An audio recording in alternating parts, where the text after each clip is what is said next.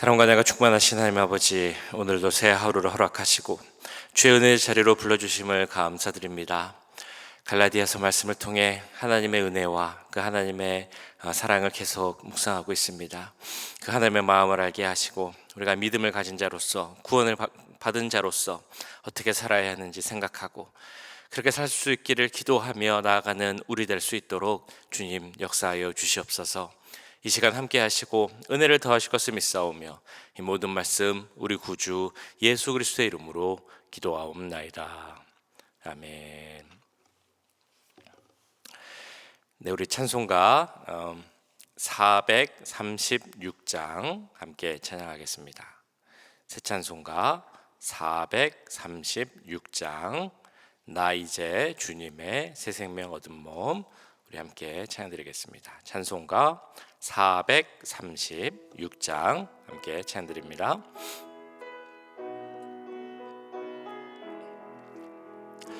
나 이제 주님의 새 생명 얻은 몸, 옛 것은 지나고 새 사람이로다. 그 생명 내 맘에 강같이 흐르고 그 사랑 내게서 해같이 빛난다.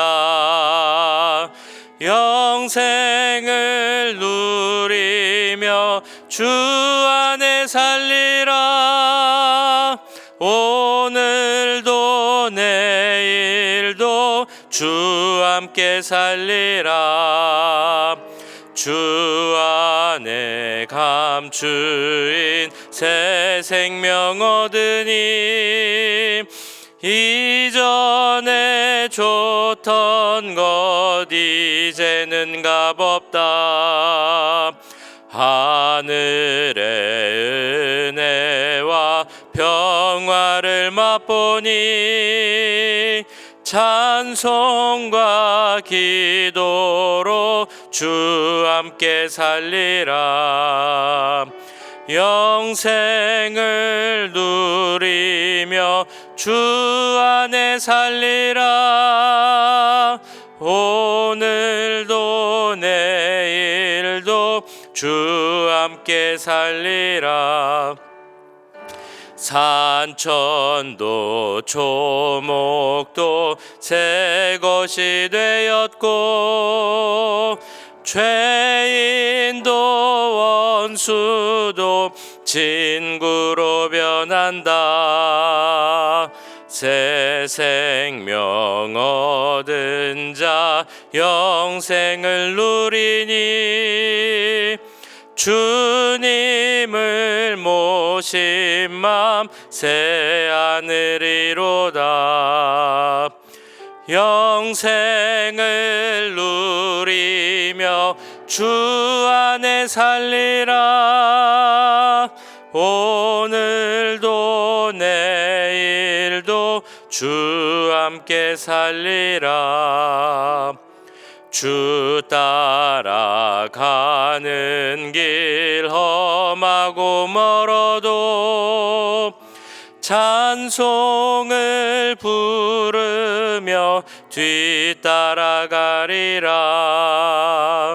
나 주를 모시고 영원히 살리라. 날마다 섬기며 주 함께 살리라. 영생을 누리며 주 안에 살리라. 오늘도 내일도 주 함께 살리라. 아멘. 오늘 이 시간에는 우리 교육부를 위해서 함께 기도하도록 하겠습니다. 우리 그동안 유스와 EM을 맡았던 에스터 교사님이 이번 10월 말일로 10월 마지막 주일로 이제 사임을 하고 다음 사역을 준비하게 됩니다. 우리 예세 준사님에게 함께하시고 그 앞으로의 사역 가운데도 함께해 주옵소서. 우리 기도하겠습니다. 또 우리 데이빗정 목사님이 이제 앞으로 EM과 유스를 맡아 하시고 제니퍼 준사님이 GM 초등부를 맡아서 사역을 하게 됩니다. 모든 사역자들에게 함께하시고 새롭게 우리 자녀들과 만남 가운데 또 사역하는데 어려움 없도록 또 함께 하나님을 예배하고 기쁨 가운데 교제할 수 있도록 함께 기도하겠습니다. 우리 교육부가 더욱더 부흥하게 하시고 우리 자녀들이 더욱더 믿음 가운데 설 수 있기를 하나님 은혜 주시기를 함께 기도하겠습니다. 사랑의 주님, 우리 교육부를 위해서 기도합니다. 교육부 가운데 함께해 주옵소서. 아버지, 교육부의 은혜를 더해 주옵소서. 더욱 부흥하게 하옵소서. 우리 자녀들 더욱 많이 보내주시고 젊은 가정들을 많이 보내주시옵소서. 우리 자녀들이 믿음 가운데 서길 기도합니다. 무엇보다 비전 가운데 서게 하시고 하나님을 향한 은혜 가운데 그 은혜 가운데 설 수 있도록 좀 도와주시옵소서. 하나님, 이 미국 땅을 살아갈 때 이 정말 우리 세상 가운데 살아갈 때 하나님을 향한 굳건한 믿음 가운데 살아갈 줄 믿습니다. 주님, 그들을 도와주시옵소서. 믿음 가운데 서게 해주시옵소서. 세상에 흔들리지 않게 하시고 주님, 오히려 이 세상을 변화시키는 믿음의 자녀들 될 수 있도록 주님 도와주시옵소서. 이제 새로운 사역자들과 함께 예배를 드리고 교제를 하게 됩니다. 우리 데이빗정 목사님 지켜주시고 우리 제니퍼 선생님도 함께 해주시고 문혜라 목사님에게도 함께 하셔서 모든 무서마다 하나님의 은혜가 넘치게 하시고 그 은혜 가운데 부흥하게 주님 도와주시옵소서. 예수 선생님에게도 함께 해주시고 주님, 앞으로의 사역을 준비할 때 하나님 주신 은혜 가운데 모든 것이 이루어질 수 있도록 주님 도와주시옵소서. 하나님, 우리 교육부가 더욱더 부흥하기 원합니다. 우리 교회의 귀한 믿음의 유산들 이어갈 수 있는 믿음의 세대들 될 수 있도록 하게 하시고 주여, 그 한 명 한 명이 하나님의 귀한 자녀로 자라갈 수 있도록 역사하여 주시옵소서. 사랑의 주님, 우리 교육부를 위해서 기도합니다. 교육부 가운데 함께해 주시고 우리 믿음의 자녀들이 하나님 주시는 굳건한 믿음 가운데 설 수 있도록 주님 도와주시옵소서. 이 미국 땅을 살아가고 이제 성인이 되고 앞으로 어떤 일을 하며 어떤 삶을 살아갈지 고민할 텐데 주님, 그들에게 믿음 가운데 바라볼 수 있는 능력을 주시고 하나님 주시는 비전을 깨달을 수 있는 그 능력도 주셔서 이 세상을 그냥 자기를 위해서 편의를 위해서 살아가는 것이 아니라 하나님과 그 나라를 위해서 먼저 그 나라와 의를 구할 수 있는 우리 자녀들 될 수 있도록 주님 함께하여 주시옵소서. 우리 교육부 예배가 정말 하나님 기뻐 받으시는 그런 예배가 되기 원합니다. 그를 위해 우리 교육자들 지켜주시고 능력을 더하여 주시옵소서. 특별히 우리 데이빗정 목사님, 제니퍼 전사님 이제 함께 사역을 시작하게 됩니다. 그 사역 가운데도 함께하여 주시고 그 사역들이 많이 열매 맺을 수 있도록 주님 도와주시옵소서. 이제 사역을 마무리하고 다음 단계를 위해 준비하는 에스더 선생님에게도 함께하여 주시고 그 모든 사역의 길 가운데 주님 은혜를 주시고 축복하여 주시옵소서. 모든 것 감사드리고 우리 구주 예수 그리스도의 이름으로 기도하옵나이다. 아멘. 오늘 이 시간 우리에게 주신 하나님의 말씀은 갈라디아서 3장 19절에서 29절까지 말씀입니다. 갈라디아서 3장 19절에서 29절까지 말씀 한 절씩 교독하시고 마지막 절은 함께 읽도록 하겠습니다. 그런즉 율법은 무엇이냐? 범법함으로 더하여진 것이라. 천사들을 통하여 한 중보자의 손으로 베푸신 것인데 약속하신 자손이 오시기까지 있을 것이라. 그 중보자는 한 편만 위한 자가 아니나 하나님은 한 분이시니라. 그러므로 율법이 하나님의 약속들과 반대되는 것이냐? 결코 그럴 수 없느니라. 만일 능히 살게 하는 율법을 주셨더라면 의가 반드시 율법으로 말미암았으리라. 그러나 성경의 모든 것을 죄 아래에 가두었으니 이는 예수 그리스도를 믿음으로 말미암는 약속을 믿는 자들에게 주려 함이라. 믿음이 오기 전에는 우리는 율법 아래에 매인 바 되고 계시될 믿음의 때까지 갇혔느니라. 이같이 율법이 우리를 그리스도께로 인도하는 초등교사가 되어 우리로 하여금 믿음으로 말미암아 의롭다함을 얻게 하려 함이라. 믿음이 온 후로는 우리가 초등교사 아래에 있지 아니하도다. 너희가 다 믿음으로 말미암아 그리스도 예수 안에서 하나님의 아들이 되었으니 누구든지 그리스도와 합하기 위하여 세례를 받은 자는 그리스도로 옷 입었느니라. 너희는 유대인이나 헬라인이나 종이나 자유인이나 남자나 여자나 다 그리스도 예수 안에서 하나이니라. 너희가 그리스도의 것이면 곧 아브라함의 자손이요 약속대로 유업을 이을 자니라. 아멘. 네, 우리 갈라디아서 내용이 조금 딱딱하기도 하고 좀 어려운 부분도 있습니다. 그래서 묵상하기 쉽지 않을 수도 있고 또 계속 반복되는 내용도 있기도 합니다. 자, 그런데 그럼에도 이제 우리가 갈라디아서를 읽으면서 우리 마음속에 머릿속에 이제 남아야 할 내용들이 남겨야 할 내용들이 분명히 있는데요. 갈라디아서를 보면서 가장 머릿속에 혹은 마음속에 남는 내용 혹은 단어가 있다면 무엇이 있으십니까? 가장 우선적으로 생각나야 하는 단어는 바로 이것일 것입니다. 바로 이신칭의라는 단어입니다. 오늘 말씀에도 나오지만 믿음으로 말미암아 의롭다함을 받았다라는 그런 의미의 말입니다. 근데 물론 이신칭이라는 그 단어 자체가 갈라디아서에 나오진 않습니다. 그러나 갈라디아서의 그 내용을 잘 요약하는 그 하나의 내용이라고 한다면 바로 이 이신칭의, 우리는 하나님을 믿음으로 예수 그리스도를 믿음으로 그로 말미암아 의롭다함을 받았고 그 의로움으로 인해서 구원을 얻게 되었다라는 그 의미입니다. 저 개인적으로 기억에 남는 단어를 하나 꼽아보자면 바로 그 몽학선생이라는 단어입니다. 지금은 예전 개역 한글판에 있던 단어죠. 갈라디아서 3장 오늘 본문에 나오는 내용인데요. 그것이 이제 개역 개정으로 바뀌면서 이제 몽학 선생이라는 말이 초등교사로 이제 바뀌었고요. 혹은 다른 성경을 보면 가정교사 혹은 후견인이라는 단어를 쓰기도 합니다. 그 어렸을 때 성경을 보면서 이 몽학 선생이라는 단어를 보면 참 낯선 단어였습니다. 무슨 말인지 잘 모르겠고 설명을 들어도 이해가 잘 안 되고 뭐 그랬던 것 같습니다. 그리고 낯선 단어였기 때문에 오히려 더 기억에 잘 남는 그런 단어이기도 했습니다. 이 몽학 선생이라는 단어는 말씀드렸던 것처럼 지금 말로 하면 초등교사, 가정교사 혹은 후견인 이렇게 이제 표현을 해볼 수 있겠습니다만 정확히 말하면 이 어떤 단어도 이 몽학 선생의 그 원어의 의미를 잘 표현하지는 못합니다. 그 예전에 그리스 시대 혹은 로마 시대에 귀족들에게는 그 자녀들을 담당하는 하인, 종이 있었다고 합니다. 그 종들은 이 자녀들의 생활, 품행 이런 것들을 이제 가르칠 수 있는 그런 종이었습니다. 그 소년들은 그래서 이 종이 없으면 같이 동행하지 않으면 외출하는 것이 힘들 정도로 이 가르치는 종의 역할은 아주 컸습니다. 주인은 이 종으로 하여금 자기 자녀들에게 아주 기초적이고 기본적인 그런 모습들 그리고 훈계들 이런 것들을 하게 하였고 그 도를 넘어서는 필요하지 않은 그런 행동들을 하지 못하도록 통제하는 그런 역할을 시켰습니다. 그런데 이 종의 역할은 이 자녀가 어렸을 때, 그러니까 소년 혹은 소녀였을 때만 가능한 것이었습니다. 그가 커서 성인이 되면 이 자녀를 훈계하고 통제하는 역할은 부모에게 이제 주어지게 된 것이죠. 이런 역할, 자녀가 어렸을 때 그 자녀에게 기본적이고 초보적인 것을 가르쳐 주는 역할을 하는 것이 바로 몽학 선생의 역할입니다. 그런데 이 역할은 아주 제한적입니다. 그 자녀를 가르친다라고 하지만 그 종은 어디까지나 종일 뿐입니다. 그리고 그 종의 역할은 이 자녀가 어렸을 때만, 그러니까 성인이 되면 그 역할은 끝나게 되는 것이죠. 이런 몽학 선생이 예를 들어서 사도 바울이 율법의 특성을 설명하고 있는 것입니다. 율법이 그만큼 제한적인 것이다라고 말하고 있는 것입니다.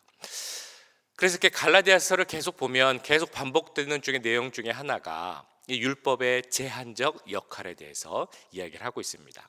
그래서 이런 율법의 제한적 역할을 계속 보고 읽고 묵상을 하게 되다 보면 머릿속에 이런 생각 혹은 질문들이 드실지 모르겠습니다.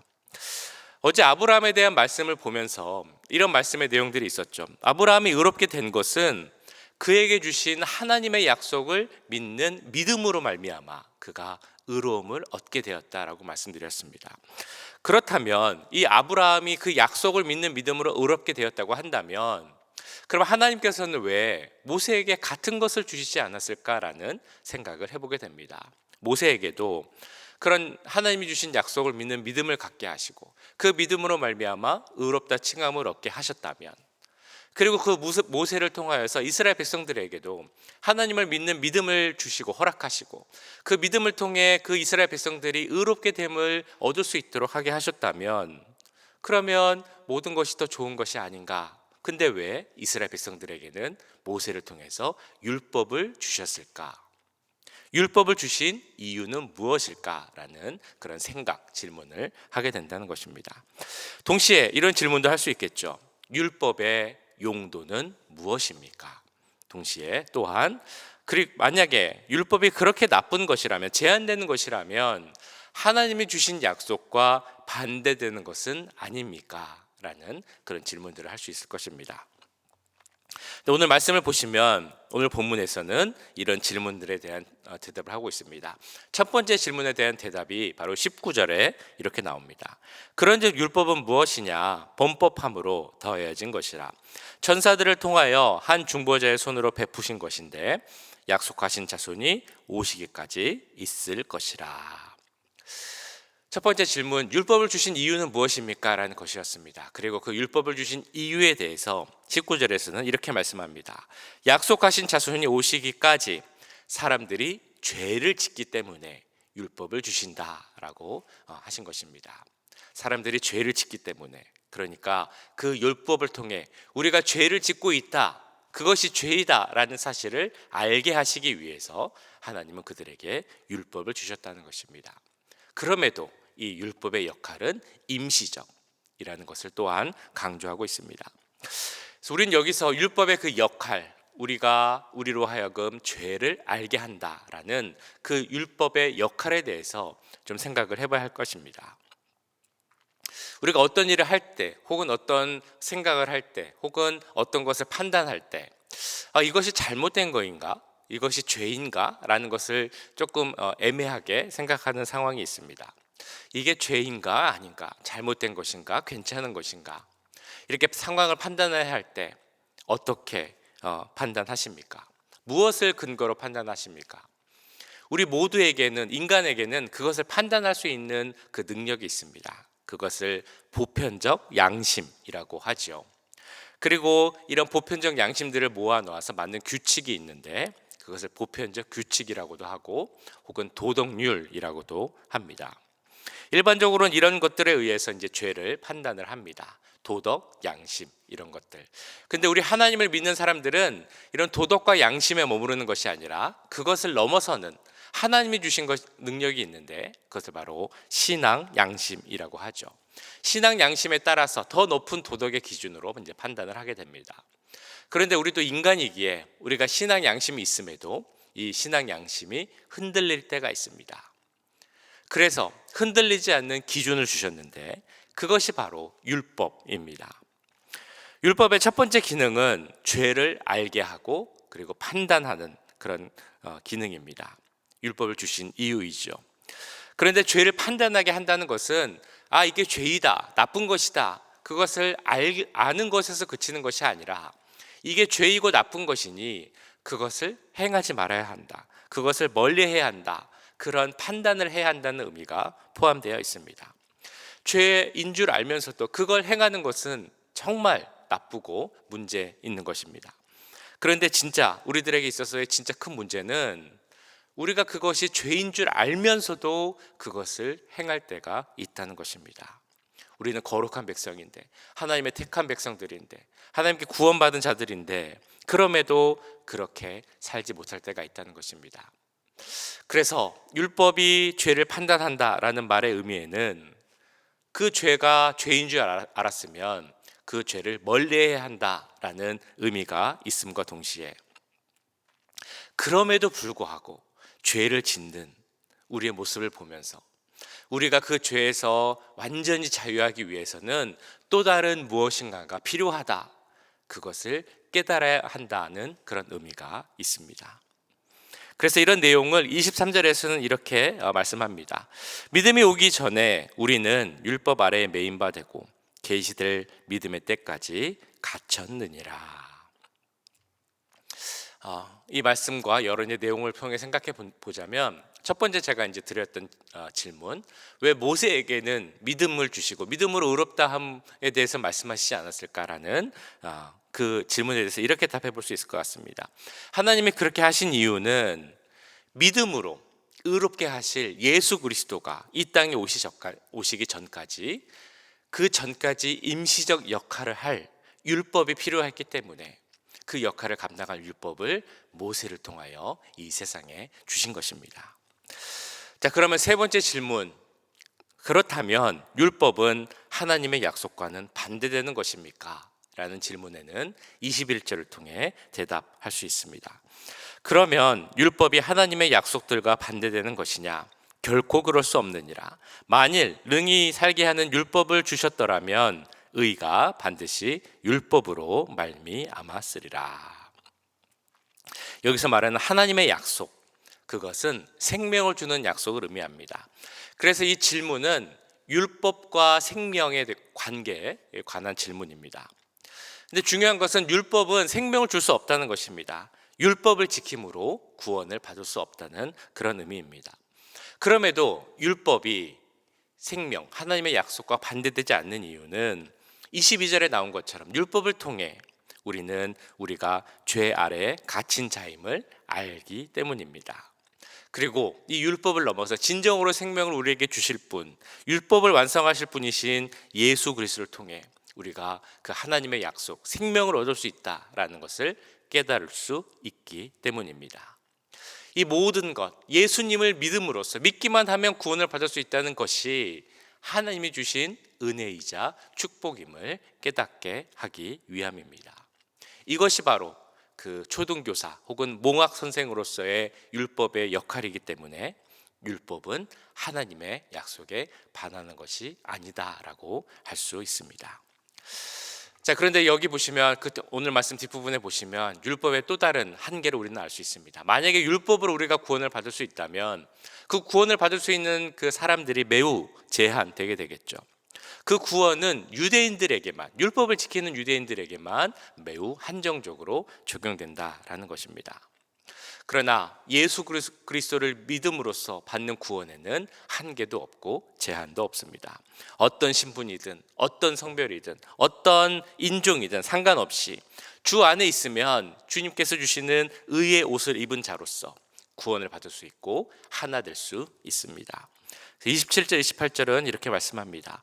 누구든지 그리스도와 합하기 위하여 세례를 받은 자는 그리스도로 옷 입었느니라.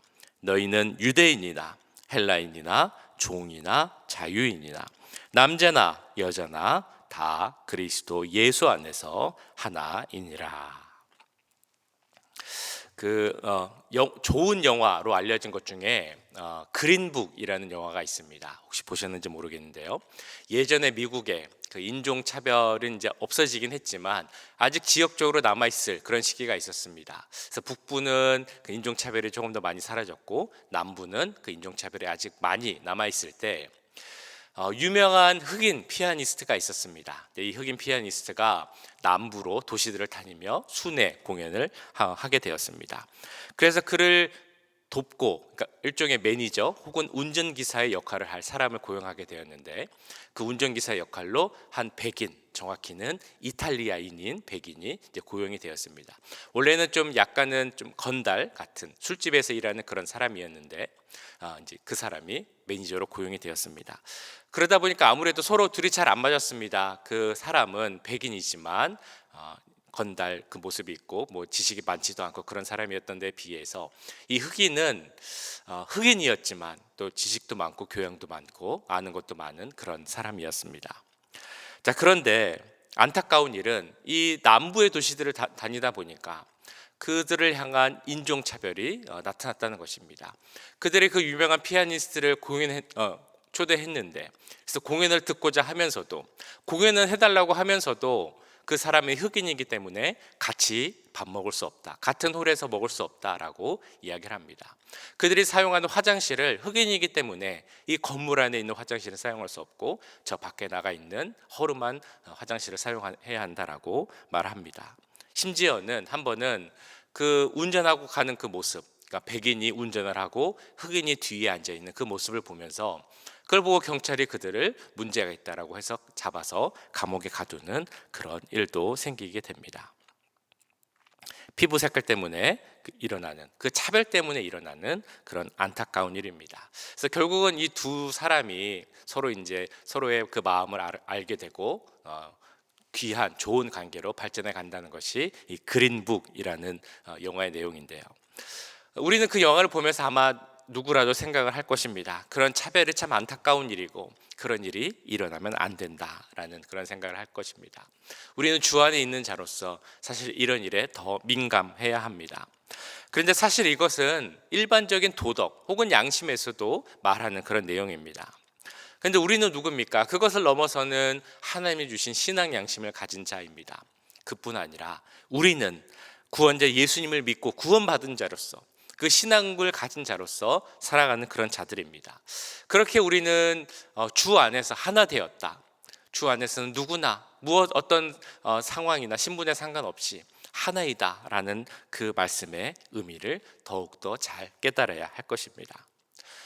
그런데 안타깝게도 우리 마음속에는 아직도 하나 되지 못하는 그런 마음이 있습니다. 아직도 우리 마음속엔 차별의 마음이 있고요. 다른 사람을 낮추고 나를 높이고자 하는 그런 마음이 있고요. 다른 사람을 헛뜯기도 하고 시기하기도 하고 질투하기도 하는 그런 마음이 우리 가운데 있다는 것입니다. 주 안에서 하나 된 자라면 이런 모든 안 좋은 마음들을 버려야 할 것입니다. 우리가 이런 마음에 죄성이 있다, 안 좋은 마음이 있다라는 것을 깨닫게 하는 것이 율법의 역할이라면 이런 마음을 깨끗이 없애고 하나됨의 마음을 갖게 하는 것은 우리를 위해 이 땅에 오시고 우리를 위해 죽으신 그 보혈의 능력을 믿는 믿음 가운데 생기게 되는 귀한 은혜의 역사임을 믿습니다. 우리 가운데 이런 은혜를 주옵소서. 이런 은혜가 충만하게 하옵소서. 보혈을 받은 자로서, 구원을 받은 자로서 그에 맞는 삶을 살게 하옵소서. 함께 기도하는 우리 모두가 되기를 간절히 소원합니다. 기도하겠습니다. 지금 말씀드린 것처럼 보혈을 받은 자로서, 구원받은 자로서 합당한 삶을 살아가는 우리가 되게 하옵소서. 기도하겠습니다. 사랑의 주님, 오늘 말씀을 기억하며 기도합니다. 하나님이 율법을 주신 이유, 예수 그리스도께로 인도하는 그 초등교수의 역할을 하게 함을 깨닫게 하여 주옵소서. 그 율법으로 죄를 깨닫는다는 것은 그 죄를 멀리 떠나야 한다라는 것을 알게 함과 동시에 우리의 능력으로는 죄를 완전히 떠난다는 것이 힘들다라는 것을 깨닫게 하기 위함임을 믿습니다. 주여, 우리 가운데 그러나 율법을 주셨으니 그 율법으로 우리가 죄를 먼저 깨달을 수 있는 능력과 지혜를 더해 주시옵소서. 죄를 떠날 수 있는 그 믿음도 주시옵소서. 그러나 주여 또한 우리에게 그것을 이길 수 있는, 쉽진 않지만 이길 수 있는 예수 그리스도 통한 보혈의 능력을 주셨음을 믿습니다. 그 보혈의 능력에 의지하는 우리가 되길 기도합니다. 하나님께 구원받은 자로서, 믿음으로 구원받고 의롭게 된 자로서 그 의로움을 나타내는 삶을 살아가는 우리가 되게 해 주시옵소서. 우리는 아직도 부족하여서 우리 마음속에 아직도 죄의 모습이 있습니다. 죄의 그 잔재들이 있습니다. 죄의 뿌리들이 있습니다. 그 모든 것을 다 내려놓는 우리가 되길 기도합니다. 하나님의 보혈로 깨끗함을 받은 자로서 서게 하여 주시옵소서. 예수 그리스도를 우리의 구주로 믿은 자로서 주여 그 무섭으로 서게 하여 주시옵소서. 이제 구원받은 자로서 영원한 생명을 받고 영원한 소망을 가진 자로서의 그 삶을 살아갈 수 있도록 주님 도와주시옵소서. 하나님, 예수께 속한 자로서 온전한 삶을 사는 우리들이 되길 기도합니다. 진정한 그리스도인이 되게 하시고 그 삶을 살아갈 수 있는 우리가 될 수 있도록 주님 도와주시옵소서.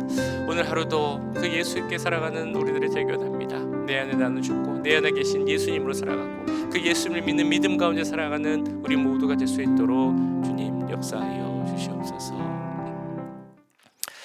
사랑의 주님, 오늘 갈라디아서 3장을 보며 우리에게 죄를 깨달을 수 있는 그 율법의 능력을 주셨사오니 죄를 깨닫는 우리들이 되게 하시고 죄를 멀리할 수 있는 우리들이 되게 하여 주시옵소서. 그러나 또한 주님, 죄를 떠나야 한다는 것을 알면서도 아직도 죄 가운데 있고 우리 마음속에 그 죄의 잔재들이 있음을 알게 됩니다. 죄를 정말 버리고자 발버둥치지만 그러지 못하는 우리의 모습을 돌아봅니다. 그럴 때 우리를 깨끗게 하신 예수 그리스도의 그 십자가 보혈을 바라보게 하시고 우리가 깨끗게 된 자로서, 구원받은 자로서, 의롭게 된 자로서 삶을 살아가기에 힘쓰는 우리 모두가 될 수 있도록 도와주시옵소서. 우리 마음속에 있는 모든 약하고 악한 모습들 버리게 하시고 오늘 하루도 하나님 바라보며 진정 예수께 속한 자로서 그리스도와 연합하여 살아가는 우리들 될 수 있도록 축복하여 주시옵소서. 내 안에 있는 나의 모습을 버리고 내 안에 계신 예수 그리스도를 바라보며 그 예수님을 향한 믿음 가운데 살아가는 우리 모두가 될 수 있도록 주님 인도하여 주시옵소서. 지금은 우리 주 예수 그리스도의 은혜와 하나님 아버지의 무한하신 사랑하심과 성령 하나님의 감화 감동 역사 교통하심이 예수님께 속한 자로서 구원받은 자로서 의롭게 된 자로서 오늘 하루를 주님께 속한 자로 살아가길 원하는 이 자리에 함께한 모든 주의 자녀들과 그 가정과 직장 우리 교회 위에 지금부터 영원까지 함께 하시길 간절히 축원하옵나이다. 아멘.